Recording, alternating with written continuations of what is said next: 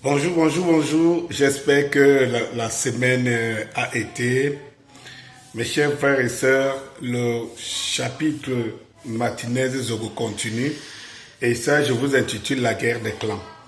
Mais avant que je n'entre dans le vif du sujet, je vous amène à écouter ces diatribes-ci. Pendant que nous et quand, nous sommes en train de dire que calmons-nous, observons. Je vois un Bamileke, soit un Tule, qui dit qu'ils vont faire une marche qui partira d'où? Là où il y a le siège de l'immeuble Ekan. Est-ce que ce Bamileke-là, l'immeuble Ekan appartient à Sa Majesté Amogobeliga? Je tire parce que je ne comprends pas. Ça nous concerne, Bamileke. Fichez-nous la paix. Fichez-nous la paix. Ça ne vous regarde pas. Les tules, les machins. Fichez-nous la paix. Ça ne vous regarde pas. Ce n'est pas à vous d'organiser les obstacles chez nous. Ce n'est pas à vous de venir faire les choses chez nous. Ce n'est pas à vous de venir revendiquer que notre frère est mort. C'est à nous-mêmes. Fichez-nous la paix, mais il faut qu'on vous dise ça comment? Avec vos têtes comme des pastèques de double. Fichez-nous la paix. Mes chers frères et sœurs, ce que vous venez de suivre, c'est pathétique. C'est pathétique parce que je n'accorde pas d'intérêt à un individu comme celui-là. Et je ne pense pas que je vais attribuer sa personne à une communauté qu'il prétend défendre contre une autre. D'où vient chercher les Bamileke dans cette affaire et tout. Et de deux, il confond Chantal Tuile parce qu'il entend Tuile, il pense que Tuile veut dire, c'est une consonance Bamileke et il croit que c'est le Bamileke. Ça dit que on a tué un de vôtres. Au lieu que un de vôtres, puisque vous dites que c'est pour vous, puisque c'est ce qu'il dit. Et là, ce que j'avais fait, je reviendrai toujours sur ça. Parce que si les mémoires, la nature a donné nous autres des mémoires de voir des choses plus vite et d'une manière logique, je reviens encore sur le fait que j'avais déclaré ici que une insulte, Martinez Zogo, l'assassinat de Martinez Zogo est une insulte au Béti. Mais je ne pensais même pas si bien dire, parce que le mal est plus grave que ça. Mais ce n'est pas l'objet de cet élément que je voudrais vous montrer. Cet élément prouve tout simplement suffisance. C'est que je disais qui est somme logique. Et c'est que, avant tout, une personne appartient à une famille, à une communauté, à une région, avant d'appartenir à une nation. On ne peut pas brûler les étapes. Mais ce qui est malheureux, c'est de savoir. C'est une affaire d'abord qui regarde les bêtis, en particulier, qui sont concernés parce que c'est un de leurs. Mais je ne voyais pas que ça deviendrait même au sein des bêtis une guerre de clans. Une guerre de clans. Ce qui est, mes chers frères et sœurs, la mort de Martinez Zogo est en train d'ouvrir ce que j'avais prédit il y a plus de 4 ans aujourd'hui, où je vous disais que ça va finir par une guerre de clans entre les prédateurs. Mais ce que je m'attendais le moins, c'est que les bêtises soient autant si divisés sur un de leurs qui a été sauvagement assassiné.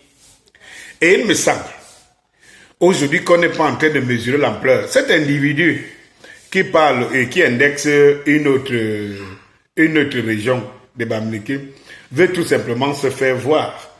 Parce qu'en réalité, les petits savent que ce n'est pas une autre région qui est indexée. Nous tous sommes concernés parce que c'est un Camerounais, c'est un frère Camerounais, c'est un citoyen Camerounais qui a été assassiné d'une manière horrible. Et donc tout le monde entier est indigné aujourd'hui. Et c'est pour ça que ça nous intéresse. Et que notre pays est une fois de plus sali, traîné dans la boue. Mais nous savons avant tout que le deuil appartient à une famille. à une région. Malheureusement, cet individu qui parle dit c'est notre affaire. C'est notre affaire. Donc, il vient répondre à ce que beaucoup ont semblé me condamner ici, en disant non, vraiment, c'est pas une affaire de tribu. J'aimerais encore vous écouter. Au vu de la trajectoire que cette affaire, cet assassinat de Martinez Zogo est en train de prendre, j'aimerais encore vous écouter pour savoir si la nature m'a doté des capacités de voir des choses qui vont arriver. Ce n'est pas de ma faute. Hein. Je vous parlais de la guerre des clans qui commence, les communautés bêtises elles-mêmes. Ça commence à tirer, à déchirer. Quand les gens n'ont pas mis la raison, le bon sens au-dessus de tout, ça rime à ce que vous voyez qui est en train d'arriver. C'est-à-dire qu'on n'est plus... on salit deux fois la mémoire, la personne de Martinez Zogo au profit des intérêts claniques. Au profit des intérêts claniques. Écoutez les chefs Eton, les chefs Mangissa, les chefs de la Lekié en général, qui reprennent la phrase que j'avais lancée, enlevez tout simplement Betty, mettez la Lekié. Allons-y. Au président de la République, notre fils Arsène Salomon Mbami Zogo, connu sous le nom de Martinez Zogo, a été assassiné sauvagement, torturé, sodomisé, mutilé, atrocement et jeté comme un animal en ce lieu. On nous a arraché notre fils de la pire des manières. Le mode opératoire des maquisards qui l'ont tué et de leurs commanditaires indique qu'il s'agit d'un crime impliquant les services de sécurité de l'État. Notre fils, Martinez Zogo, était un soutien fervent de votre régime. Il vous adulait. Il était votre fils, à la limite. Vous étiez son idole. Les populations de la Lekié, par notre voix, demandent que justice lui soit rendue et que ces criminels soient arrêtés et traduits en justice immédiatement. Au nom des populations du département de la Lekié, en attendant les décisions que vous seriez amenés à prendre, voici le message ferme que nous vous envoyons.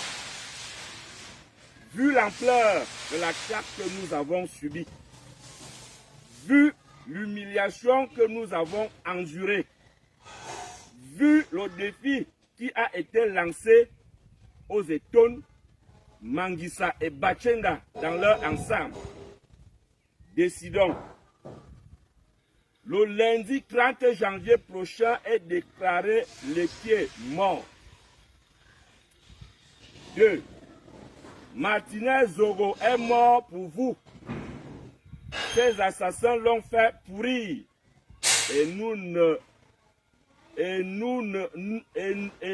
nous ont laissé que les asticots.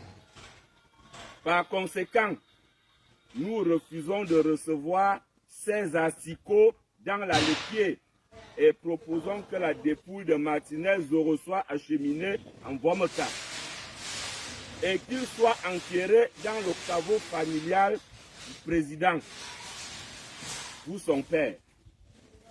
Une délégation des chefs traditionnels et des populations de la Lekié fera le déplacement dans vos villages pour assister aux... Ce que vous retenez là est déclencheur d'une autre situation, d'un autre mouvement.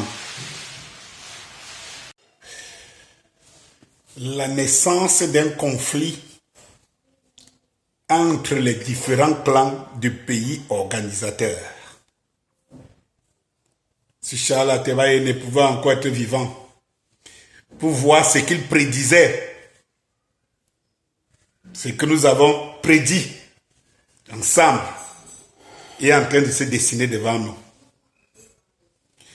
C'est la naissance d'un conflit et le début de quelque chose qui a été à l'origine de la descente aux enfers du Cameroun depuis des décennies déjà.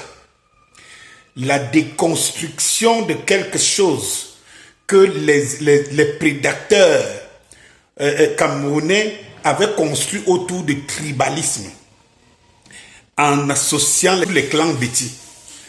Aujourd'hui, les Béti vont comprendre que quand il n'y en a pas, quand il n'y en a plus pour tout le monde, alors même les membres d'une même famille commencent à se déchirer. Et pour moi, c'est le début d'un nouvel épisode que le Cameroun va vivre dans les mois, dans les semaines, les mois, les années à venir. Est-ce la fin? Est-ce la fin, comme je le pense et comme je l'avais toujours prédit? Est-ce le début de la fin d'un système? Wait and see. Parce que l'Allequier aura aussi bientôt des soutiens. Le centre, comme vous voyez, a déjà ses soutiens. Ça veut dire que c'est d'un clan dont on estime qu'il peut être derrière cet assassinat a ses soutiens. Et vous aurez le clan du grand maître en chef, du grand maître organisateur en chef, le clan du président de la République. Donc, allez qui dit allez jeter le corps, et là, à moins que tout ça se termine encore par une affaire d'enveloppe, et en cherchant un bouc émissaire, une autre tribu, une autre région, que sais-je encore, tout est possible au Cameroun. Allez, bonne journée.